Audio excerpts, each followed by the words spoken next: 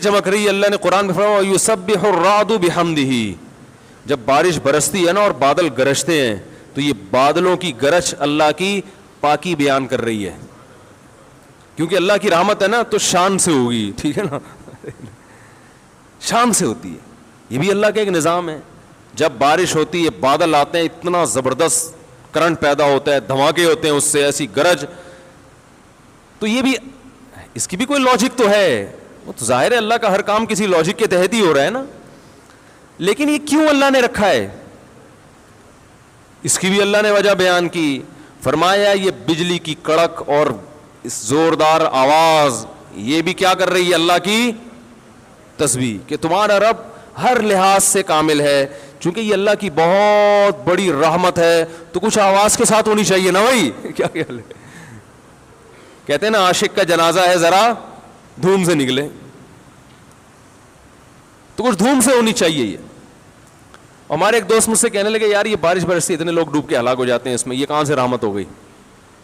میں نے کہا اصل رحمت یہی ہوتی ہے جب اللہ چھپڑ پھاڑ کے دینا تو 25-30 لوگ لنگر کے نیچے, جب بھائی لنگر صحیح طرح سے تقسیم ہو رہا ہو تو کچھ لوگ لنگر کے نیچے دبیں گے کہ نہیں دبیں گے.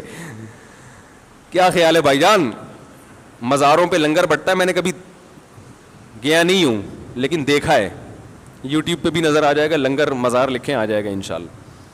تو اور سنا بھی ہے, تو وہ اگر لنگر بہت اسپیڈ سے ہو رہا ہو تو کچھ لوگ دبیں گے نا اس کے نیچے. تو اللہ جب آسمان سے پانی برساتا ہے تو وہ چھپڑ پھاڑ کے ہوتا ہے, اتنا برستا ہے, اتنا برستا ہے. اللہ تعالی ہمارے سابق چیف جسٹس کو بتا رہے ہوتے ہیں کہ نسل روکنے کی چندہ ضرورت نہیں ہے, بہت برسا رہا ہوں بہت. آپ دیکھو نا جیسے ہی بارش برسنا شروع ہوتی ہے پرنالے کیسے, چھتوں کے پرنالے کیسے بہنا شروع ہو جاتے. ابھی میں یہاں کھڑا ہوا دیکھ رہا تھا بارش میں نہاتے ہوئے, وہ پرنالے گر رہے تھے. میں نے کہا یار وہ جیسے گلگت اور بلتستان میں ہوتا ہے نا آبشاریں بہ رہی ہیں, 4 چھینٹے پڑتے ہیں پرنالے, کیسے پانی بہ رہا ہے, کیسے پانی بہ رہا ہے, تباہ ہو جاتا ہے, شہر تباہ ہو جاتے ہیں. تو اللہ نے بارش کو تباہی کے لیے نہیں برسایا, ہے رحمت, لیکن اللہ کہتے ہیں شان سے برسے گی کہ 25-30 لوگ اس میں ڈوب کے ہلاک ہو جائیں, مجھے پرواہ نہیں ہے. وہ تو ویسے بھی موت کا وقت متعین ہے, تو بعض دفعہ میں اس طرح سے مار دیتا ہوں, وہ مرنا تھا انہوں نے ٹرک کے نیچے آگے مرنے سے بہتر تھا کہ کرنٹ لگ کے بارش میں مر گئے. تو اللہ مار دیتا ہے. مقصد انسانیت کی خدمت ہے, مقصد انسانیت کو پر احسان کرنا ہے. مثلا یہ جو بارش ہوتی ہے بے تحاشا ہوتی چلی جاتی ہے, اور کبھی بعض دفعہ کیا ہو جاتا ہے, قحط پڑ جاتا ہے. اگر اس کی وجہ سے کوئی اللہ کا انکار کرتا ہے کہ اس بارش کا نظام مینیج کرنے والا کوئی بھی نہیں ہے, اتفاقی ہے, اس پہ سب سے بڑا الزام یہ ہوگا کہ اگر یہ اتفاقی ہے نا تو جتنا نظم و ضبط اس بارش میں ہے اتنا بھی نہیں ہونا چاہیے تھا. بارش کا ایک ایسی کیلکولیشن ہے قدرت کی طرف سے, آپ کسی سائنٹسٹ سے پوچھیں وہ آپ کو بتائے گا. وہ کہے گا بارش کا سسٹم اگر بے تکا ہوتا اس زمین کا نظام تباہ ہو چکا ہوتا. بے تکی نہیں برستی بارش, بہت زبردست نظام ہے بارش کا. کتنے کلومیٹر فی گھنٹہ کی رفتار سے وہ قطرہ زمین کی طرف آتا ہے, پھر کن کن پرتوں سے گزر کے اس کی سپیڈ کم ہوتی ہے, اور کہاں کہاں بارش زیادہ برستی ہے, زمین کے کن خطوں میں بارش کم برستی ہے. مری میں زیادہ بارش برستی ہے, کراچی میں کم بارش. اگر الٹا سسٹم ہو جائے, کراچی میں زیادہ اور مری میں کم, اگر یہ بارش کا کوئی پیچیدہ نظام نہ ہوتا, خود سے ہی ہو رہا ہوتا, تو پھر بارش کو یہ نہیں ہوش کہ کہاں زیادہ برسنا ہے کہاں کم برسنا ہے. بلکہ بات یہاں سے ہم شروع کرتے ہیں کہ اتنا پانی آسمانوں میں جاتا ہی نہیں جتنی زمین کو ضرورت ہے. کیوں نہیں جاتا؟ زمین کو کیا پتا تھا کہ مجھے سیراب ہونے کے لیے اتنا پانی چاہیے کہ میں جتنی ہوں اس سے 3 گنا بڑا سمندر چاہیے مجھے. یہیں سے بات حیرانگی والی شروع ہو جاتی ہے. دیکھو آپ کہیں قیام کرتے ہو, جتنے افراد وہاں رہیں گے آپ کو اس حساب سے ٹینک چاہیے ہوتا ہے نا. ابے یار کیا مصیبت ہے یار, بھائی آپ کہیں کرائے کے گھر پہ رہو, 25 افراد ہو تو, اور آپ نے ایک فائبر کی ٹینکی چھوٹی سی لا کے رکھ لی چھت پہ. بے وقوفی اور حماقت کی بات ہوگی نا, یہ اس کی علامت ہوگی یہ ٹینکی رکھی نہیں گئی ہے, ہوا سے اڑ کے آ گئی ہے, پڑوسیوں کے گھر سے گری ہے. کیونکہ خود لائی ہوتی تو 25 افراد کو دیکھو, اور یہ چھوٹا سا کولر لا کے رکھ لیا. 25 افراد جہاں بھی رہیں گے تو پہلے زمین میں اتنا بڑا ٹینک بنایا جائے گا. سب سے پہلی ضرورت کیا ہے؟ پانی کی. کرایہ مکان کا ہو نہ ہو گزارا ہو جائے گا. مالک مکان میں دم ہے تو نکال کے دکھائے, تعلقات کام آ جائیں گے. ہوتا ہے نا, بہت سے لوگوں کے پاس کرایہ نہیں ہوتا لیکن کرایہ کا گھر لے لیتے ہیں. وہ بہت لوگوں نے ایسا کیا ہے اور اب تک ہنسی خوشی زندگی گزار رہے ہیں اور زیادہ اچھی زندگی گزارتے ہیں. مالک مکان نکال ہی نہیں سکتا. مالک مکان بولے کہ بھئی یہ نکلو تو وہ کہیں گے اس کی کیا دلیل ہے کہ تمہارا گھر ہے یہ, کیس کی نوعیت ہی چینج ہو گئی, کاغذات بنا لیے جعلی. تو مالک مکان کہتا ہے فری میں رہ لو بھائی, لیکن یہ مان لو کہ یہ گھر کس کا ہے, میرا گھر. سب کچھ ہو جاتا ہے, پانی کے بغیر گزارا نہیں ہوتا. تو سب سے پہلے دیکھا جاتا ہے پانی آ رہا ہے کہ نہیں آ رہا, ٹینکر آئے گا کہ نہیں آئے گا. ٹینکر اگر آئے گا تو ٹینکر کے پیسے جیب میں ہیں بھی کہ نہیں ہے. بہت سے گھروں میں ٹینک نہیں ہوتا لیکن وہ یہ دیکھتے ہیں کہ کوئی بات نہیں ہے, لیکن میری اتنی انکم ہے کہ میں ہر ہفتے پانی کا ٹینکر منگوا سکتا ہوں. تو اب کتنا بڑا ٹینکر منگوانا ہے یہ بھی آپ اپنے گھر کی آبادی دیکھ کے فیصلہ کرتے ہو. آپ کے ہاں 25 افراد ہیں اور گلاس میں پانی بھر بھر کے لا رہے ہو, یہ اس کی علامت ہے. یہ آپ نہیں لے کر آ رہے, یہ پڑوسیوں کے گلاس اتفاق سے بولو بھائی گر گیا. تو اب یہ بات خوب ذہن میں رکھیں کہ جتنی زمین ہے نا اس میں کتنے انسانوں نے بسنا ہے, زمین کے اندر کتنا پانی ہونا چاہیے. یہ قرآن میں اللہ کا ارشاد ہے قدر فیہا اقواتہا, اللہ نے جتنے انسانوں کو قیامت تک کے لیے پیدا کرنا تھا نا ان کے پیدائش سے پہلے زمین میں یہ سارا ان کا راشن دال پانی کا انتظام کر دیا. اگر زمین میں ایک حصہ خشکی اور 3 حصے پانی نہ ہوتا تو خشکی زیادہ ہوتی, مثلا 50-50 ہو جاتا, آدھا پانی اور آدھی خشکی. تو جتنی بارشیں اب برس رہی ہیں اتنی نہ برستی, اور انسان کو جتنی مقدار میں پانی چاہیے اتنی مقدار میں پانی کی ضرورت پوری نہ ہوتی. ممکن ہے ابھی ہو جاتی, مگر اب جب آبادی بڑھے گی ڈبل ہوگی تو اس وقت قحط پڑ جاتا,